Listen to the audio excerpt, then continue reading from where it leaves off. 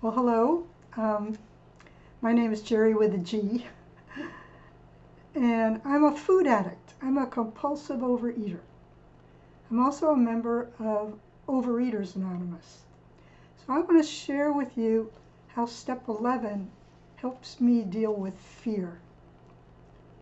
So the big book says fear is an evil and corrosive thread. My life is shot through with it. I know for me, if I get stuck in fear, I'm in big trouble because it could lead me to a relapse.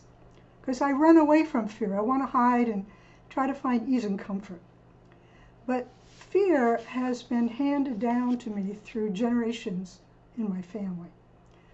My great-grandparents, we come from Russia. And at the turn of the century, my whole family got together and fled Russia for the United States. And the reason they did that is every so often the Cossacks would ride into their village and kill a bunch of Jews just for fun. So my great-grandfather was running a farm, and one day the Cossacks rode in, lined up the whole family, smashed them over the head with a rifle, and raped the youngest daughter in front of the whole family. So they decided, we have got to get out of here.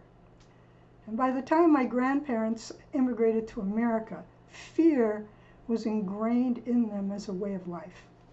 They passed it down to my parents. And my parents passed it down to me and my brother. So I grew up a very fearful kid. And we moved a lot. So I went to a lot of different schools where I was always the new kid. I was always the new fat kid.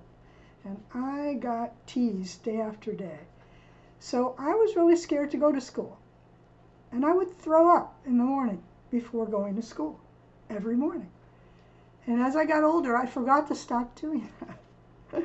It became like a habit, even as I became an adult. And, you know, if there was a new situation, a new job that scared me, I would get sick to my stomach in the morning. But I want to tell you that sometime in the 23 years I've been working in the 12 steps, sometime during that time, I stopped waking up afraid. How'd that happen? I think it's because I try to start my day with God. He reminds me He's got my back, He's on the job, and in fact, God was the one who lifted my obsession after my first OA meeting. And I have not picked up my alcoholic food since that day, 23 years ago. But the fear still hung on. And besides fear, I have another symptom of addiction. And that symptom is amnesia. I wake every morning and I forget everything I learned in program. Tomorrow when I wake up, I'm going to forget everything I say to you today. That's just the way it works. So every morning, I have to pick up this simple kit of tools that have been laid at my feet in order to stay connected with my higher power. I want to share a quote from the Big Book, page 567. It says, in the spiritual experience, among our rapidly growing membership of thousands of alcoholics, sudden revolutionary transformations, though frequent, are by no means the rule. Most of our experiences are what psychologist William James calls the educational variety. They develop slowly over a period of time. So my spiritual experience has definitely been the educational variety. And it's still going on. It started when I was in my 50s. I was in menopause. I was getting bigger and bigger. I couldn't stop eating. I tried all my old tricks, my diets. Nothing worked. I was afraid I was going to get morbidly obese like my mom. My mom got so big she couldn't walk. She couldn't bathe herself. She couldn't dress herself. And if she fell down, we had to call 911. She was too heavy for us to pick her up. When she finally died, the doctor said, "Jerry, your mom died of kidney failure." And I said, "No, my mother died of food addiction." Her organs gave up. They couldn't keep up with her obesity. And I was afraid that was going to happen to me. So fear was the driving force that got me into 12-step. In 2002, I walked into a small room in the back of a church, and I heard people talking about steps, traditions, and God. I thought I walked into the wrong room. Is this Overeaters Anonymous? It sounded pretty crazy. But I was terrified I was going to wake up weighing 500 pounds.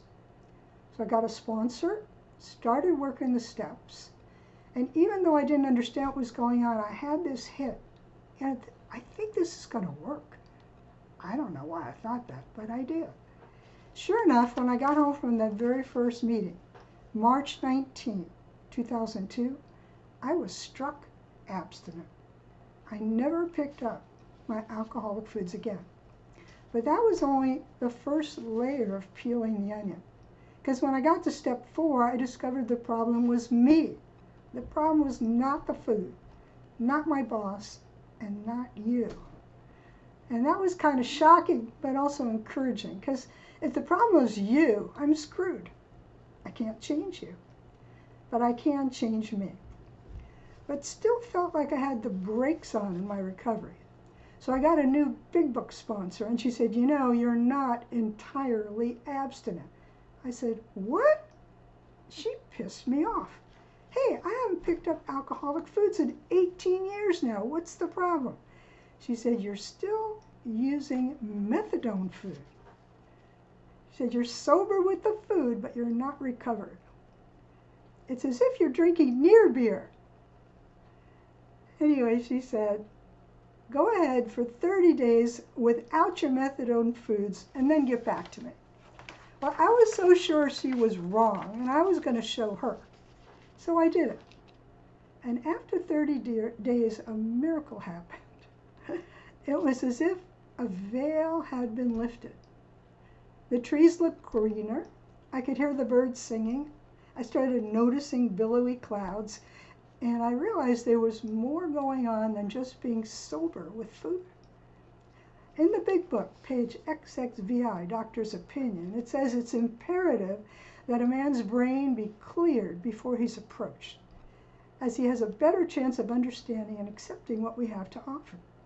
An alcoholic ought to be freed from his physical craving for liquor. This often requires a definite hospital procedure before psychological measures can be of maximum benefit. So those 30 days were my definite hospital procedure. I finally began the journey from my head to my heart. And I was able to identify some more fears that were corrosive threads running through my life. So you've already heard this from me before, but last year I turned 80 and I panicked. I've been reading about people in their 80s who had dropped dead, and I went, oh my God, that could be me. So to make myself feel better, I started doing research. I'm the research queen. To find people who had had really long, healthy lives. And here's what I found. This is Patty Jones.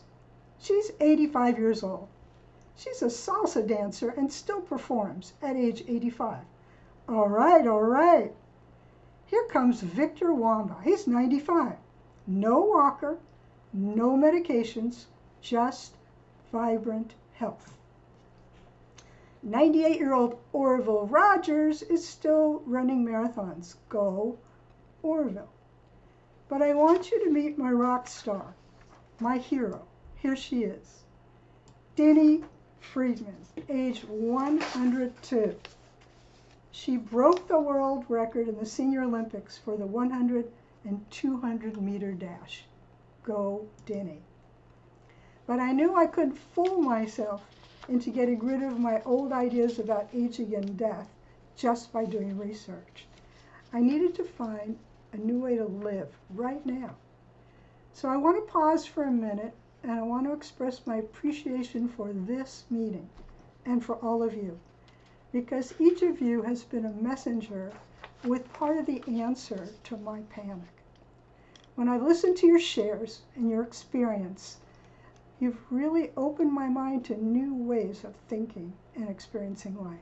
I always hear something I need to hear on my spiritual journey. So recently, a speaker at this meeting talked about a book he read called How We Live is How We Die. And it suggests that living a life filled with fear or regret might make the end more challenging. Another speaker at this meeting talked about something called the bardo. That's the state between the ending and a new beginning. It says one of the ways we can prepare for dying is practicing making friends with change and friends with the unknown. Having a mindful, open approach to life can lead to a more peaceful and accepting death. So my 11-step practice and attending this meeting has been helping me develop a greater capacity to face the unknown with a curiosity and an openness instead of a dread. And I'm going to end my share with a favorite quote.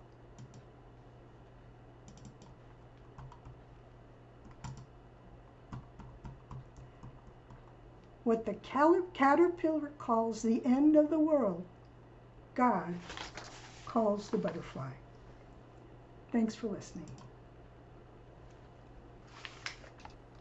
Thank you, Jerry. Thank you so much. Thank you, Jerry. Thank you, Jerry. Wow.